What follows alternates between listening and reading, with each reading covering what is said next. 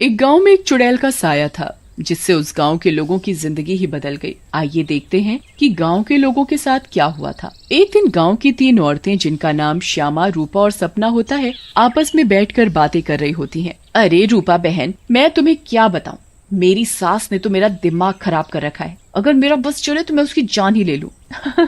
अरे क्या हुआ श्यामा बहन, इतना गुस्से में क्यों हो? शांति मौसी ने क्या कर दिया? हाँ तुम घर में अकेली हो ना, इसीलिए इतने मजे से रहती हो। हमसे पूछो जिनकी सास है, एक तो खाती हैं इतना, रोटी बना बना कर मेरे तो हाथ ही थक जाते हैं, ऊपर से हर काम में कमियां निकालती हैं। सही कह रही हो श्यामा बहन, मेरी कहानी भी कुछ कुछ तुम्हारी तरह ही है। मैं तो जरा सा अपने मर्द के साथ बैठ क्या जाऊं, पता नहीं कहां से बुढ़िया को खबर मिल जाती है, वहीं आकर सर पर खड़ी हो जाती है।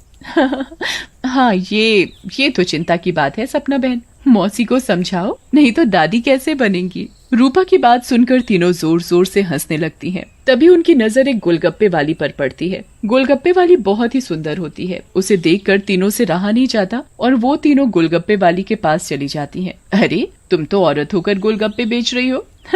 ये तो पहली बार देखा है। अरे तो बहन, इसमें बुराई क्या है, कौनो गलत काम थोड़ी ना कर रहे हैं, मेहनत कर रहे हैं। वैसे आप लोग खाओगे गोलगप्पे? बातें तो बहुत अच्छी बनाती हो, चलो देखते हैं गोलगप्पे कैसे हैं।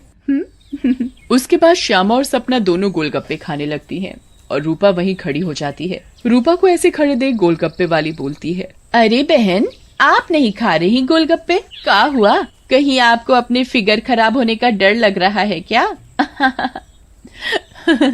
अरे नहीं नहीं, ऐसी बात नहीं है, मैं बस बाहर का सामान कम खाती हूँ और कोई बात नहीं, इन दोनों को खाने दो। श्यामा और सपना गोलगप्पा खाने के बाद बोलती हैं, अरे वाह गोलगप्पे वाली, क्या गोलगप्पे हैं, मुंह से तो स्वाद ही नहीं जा रहा, मजा आ गया।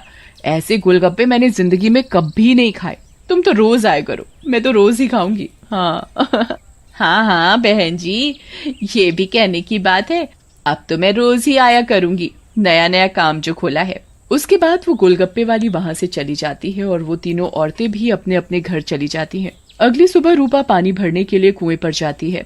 वहाँ औरतें आपस में बातें कर रही होती हैं। अरे रूपा बहन, पता है तुम्हें श्यामा और सपना कहाँ है? कहाँ है मतलब? अरे अपने घर पर होंगी और कहाँ? आहा, अरे नहीं रूपा बहन, वो दोनों अपने घरों से गायब हैं। कोई कह रहा था कि उनका चक्कर चल रहा था मर्दों के साथ और उन्हीं के साथ घर छोड़कर भाग गई हैं।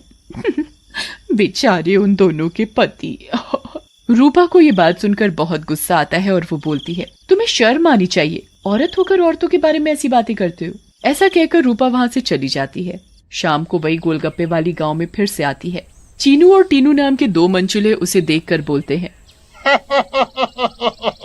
अबे टीनू, वो देख क्या लड़की है, एकदम एक नंबर, ये तो तेरी भाभी बनने लायक है बीड़ू। सही कह रहा है चीनू, लेकिन इसमें थोड़ा गलती होने का, ये अपन की नहीं, तेरी भाभी बनने लायक है, समझा क्या?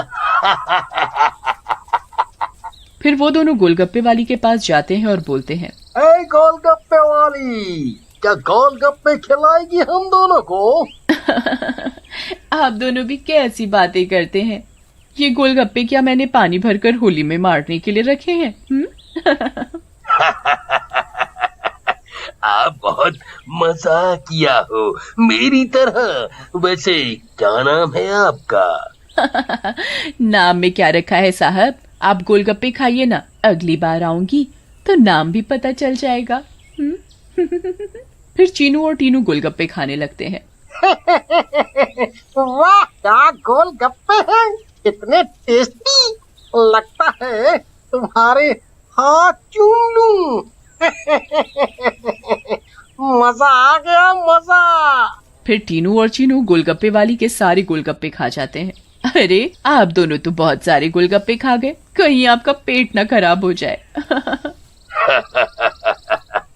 कुछ नहीं होगा हम दोनों को, हम दोनों का बॉडी एकदम स्टील के माफिक है। वैसे कल आएंगी आप यहाँ? लेकिन गोलगप्पे वाली कुछ नहीं बोलती और वहाँ से चली जाती है। रात में ज्यादा गोलगप्पे खाने की वजह से टीनू और चीनू के पेट में दर्द होता है। हाय रे, मर गया। अरे टीनू भाई, ये लड़के का चक्कर अपन दोनों के लिए भारी पड़ गया रे।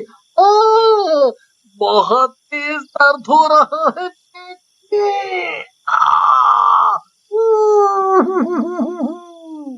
सही बोल रहा है भाई, अपन के पेट में भी बहुत गुड़गुड़ गुड़गुड़ सा हो रहा है और टॉयलेट तो कई बार होकर आया।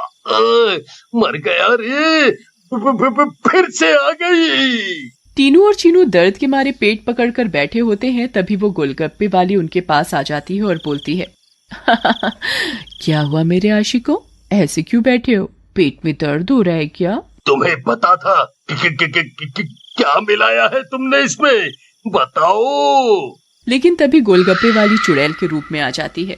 उसे ऐसे देखकर टीनू और चीनू दोनों घबरा जाते हैं और भागने लगते हैं। ये क्या हो गया अपन लोगों के साथ? हम तो परी समझ रहे थे, ये तो चुड़ैल निकली।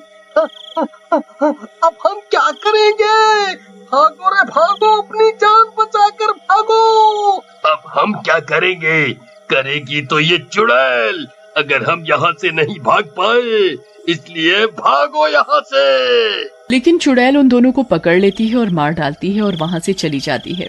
इसके बाद तो मानो ये रोज की बात हो जाती है। रोज वो चुड़ैल गोलगप्पे वाली बनकर आती और गोलगप्पे खिलाकर रात में लोगों को मार डालती। इन सब से गांव वाले बहुत परेशान हो जाते हैं और एक दिन पंचायत बिठाते हैं। पंचायत में रूपा भी जाती है। अरे भाइयों, गांव संकट में है, हम सबको मिलकर इस समस्या का समाधान निकालना पड़ेगा, नहीं तो एक एक करके पूरा गांव ही खाली हो जाएगा। तभी रूपा का पति दीनू बोलता है, लेकिन सरपंच जी, हमें तो कुछ पता नहीं है कि ये सब कौन कर रहा है, या लोग अपने आप घर छोड़कर जा रहे हैं।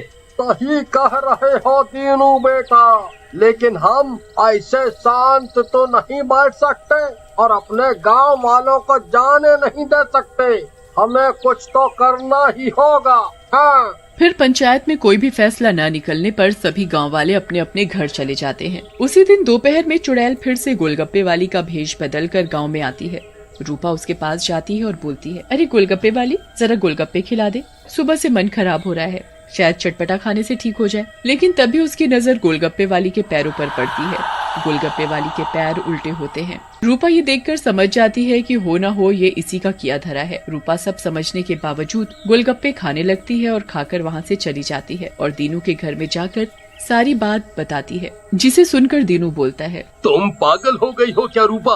अगर उस गोलगप्पे वाली पर तुम्हें शक था तो तुमने गोलगप्पे क्यों खाए और अपनी जान जोखिम में क्यों डाली? मैंने अपनी जान जोखिम में नहीं डाली, तुमने एक बात पर ध्यान नहीं दिया। गांव में जितनी भी लाशें मिली हैं वो सिर्फ आदमियों की हैं, एक भी औरत की नहीं है। इसका मतलब ये है कि ये चुड़ैल अभी सिर्फ आदमियों को मार रही है। लेकिन रूपा, फिर भी औरतें तो गायब हो रही हैं और वो चुड़ैल निकली तो तुम उसका मुकाबला कैसे करोगी? हम औरतों में बड़ी शक्ति होती है, हम अगर अपनी पर आ जाएं तो किसी को भी अपने बस में कर लें। ये तो एक चुड़ैल है, इसे मैं देख लूंगी। तुम चिंता मत करो। फिर रूपा और दीनू अपने कमरे में सो जाते हैं। लेकिन रूपा की चिंता में दीनू को नींद नहीं आती और वो आंख बंद करके लेटा रहता है। रात में चुड़ैल उन दोनों के कमरे में आती है और रूपा को यूं आराम से सोते हुए देखकर हैरान रह जाती है। ये औरत तो वाकई बहुत निडर है, क्या मत सो रही है, लेकिन आज के बाद डरेगी। ऐसा कहकर चुड़ैल सोती हुई रूपा को उठा लेती है और जंगल की ओर चल पड़ती है। दीनू भी चुपचाप चुड़ैल का पीछा करने लगता है। चुड़ैल एक गुफा के सामने पहुंचकर रुक जाती है और गुफा को खोलती है।